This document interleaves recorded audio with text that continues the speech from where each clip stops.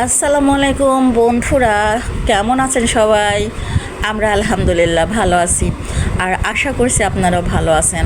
আজকে আমরা একটা জায়গা আমি চিনি না, আপনারা অবশ্যই কিন্তু কমেন্ট বক্সে জানাবেন এটা কোন জায়গায়।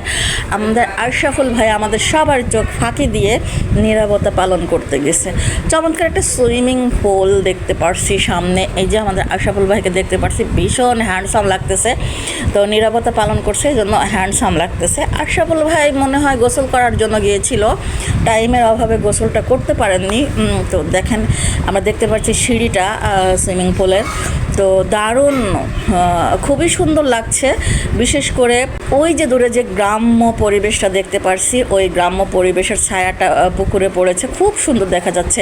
যদি জানতাম আমাদের আশরাফুল ভাই কখন আমাদের চোখ ফাঁকি দিয়ে এখানে গেছে, তাহলে অবশ্যই অবশ্যই সাথে যেতাম।